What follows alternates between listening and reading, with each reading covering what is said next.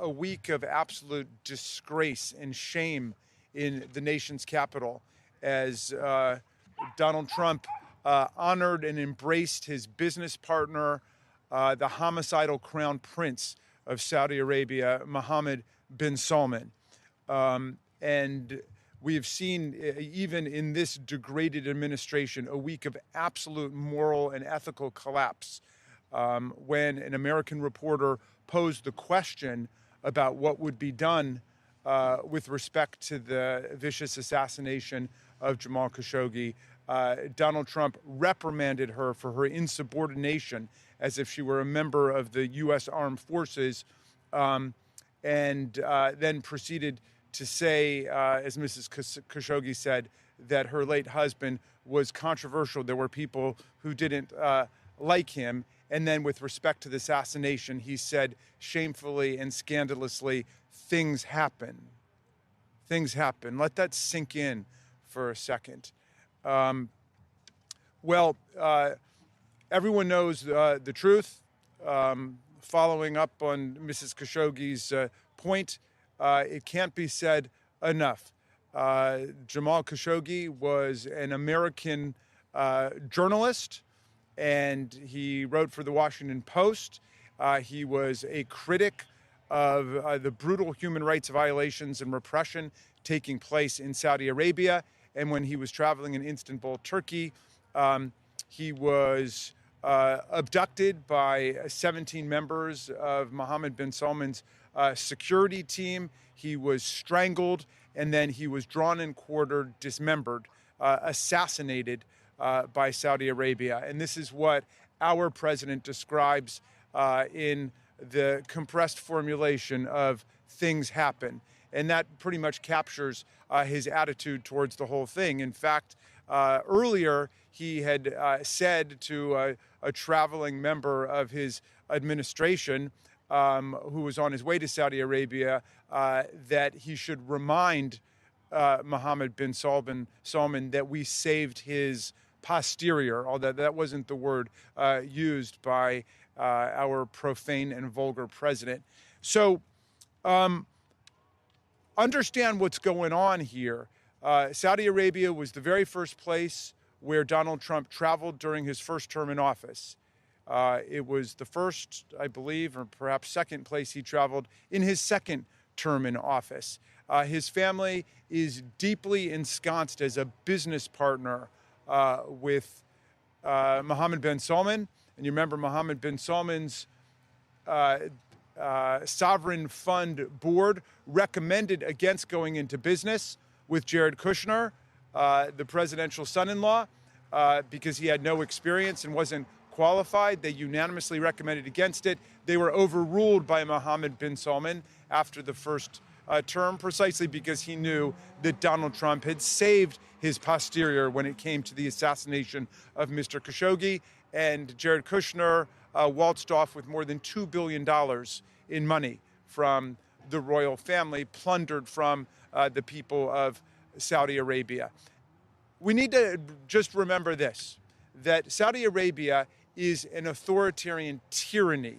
There is no freedom of speech there for political opponents of the regime. There's no freedom of press there. There is no freedom of political competition there. There is no due process there. And there are people in jail for years and decades because of a tweet they sent. Think about that for a second.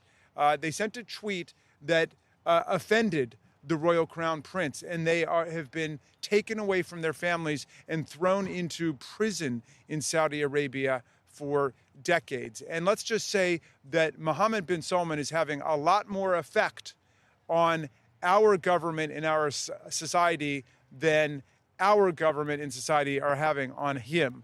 That is, we are being drawn in the direction of authoritarian monarchy and tyranny right now. We just got back from debating an absurd resolution on the horrors of socialism, clearly meant to embarrass the new mayor of New York, who's in town, meeting with President Trump. And so while we were discussing the horrors of democratic socialism. This very week, the horrors of theocratic authoritarianism were completely ignored and endorsed by Donald Trump and this administration and by our Republican colleagues in Congress. So with that, we can take some questions. I know this week several members of the Democratic Party did meet with the Crown Prince. What is your reaction to that, especially when Leader Jeffries said that, Leader Jeffries met with him. What's your reaction to that?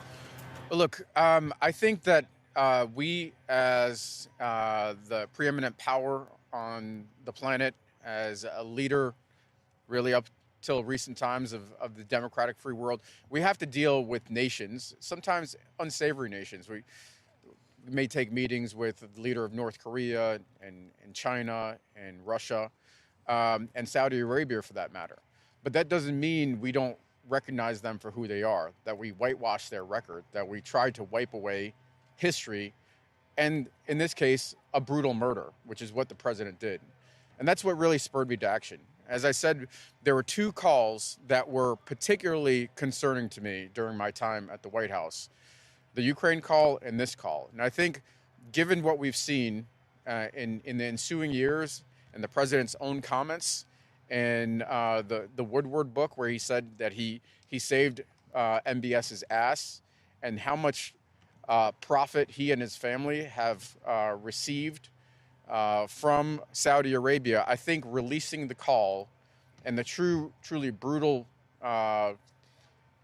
facts and circumstances that we're very well aware of are critically important for the American people to understand. Also, to provide Ms. Khashoggi some closure, that her husband's life was meaningful. Yeah, absolutely. Yeah, but I'm not exactly sure what transpired in terms of the contents of those meetings, and I'm hoping to get a readout.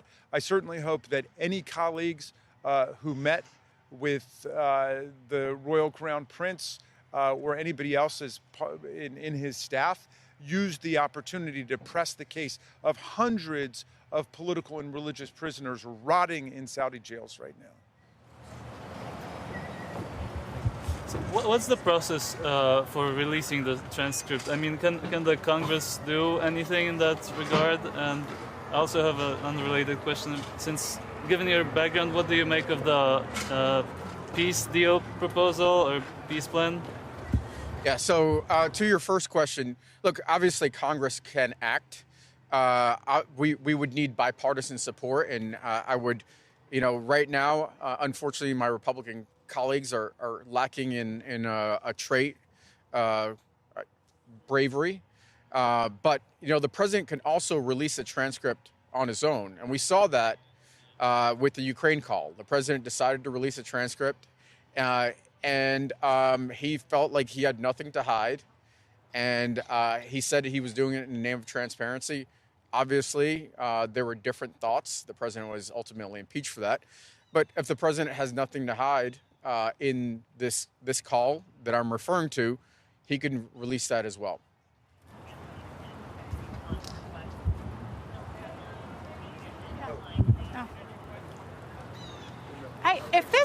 I want to ask, if this transcript is not released, are there other types of interviews, pieces of information, other ways that you could kind of glean more about the relationship between the president and MBS?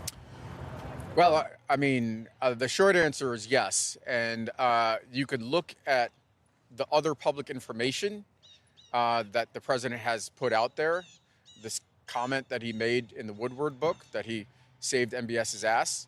You could look at all of the different transactions that the president has been involved in and his family.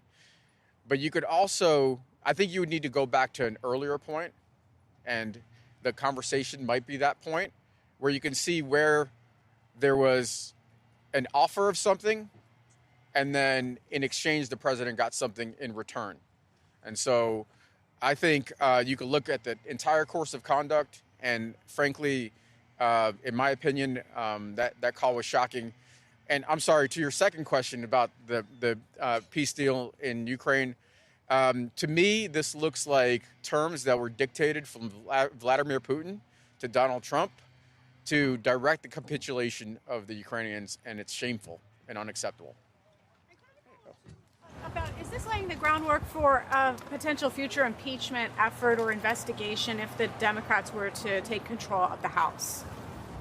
Look, I'm a prosecutor, so I deal in facts and evidence. And so I think that any conversation regarding impeachment is probably premature.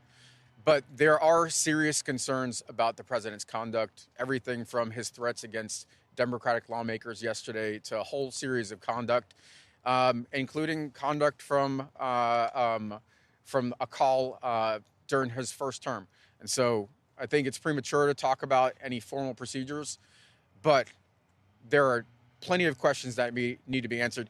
And I see my colleague. You have nothing. Okay. What he said. Okay. His comments. Yeah. Right. I just want to say the condoning by President Trump of the assassination of Mr. Khashoggi preceded by one day President Trump essentially endorsing threats against the lives of our colleagues who simply insisted that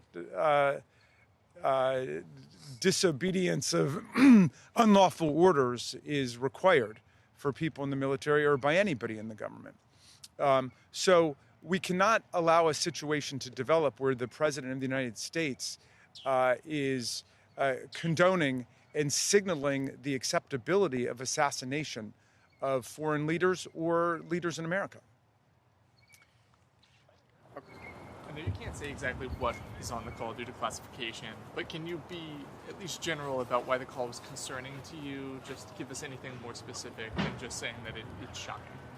Well, look, I think I've been specific in describing the facts and circumstances, using the terminology of quid pro quo, the ensuing benefits that the president reaped. That's as specific as I am prepared to be. I think we need to demand that the president be transparent, that he release the call transcript, that he is transparent with the American people, and frankly provide some closure to Ms. Khashoggi.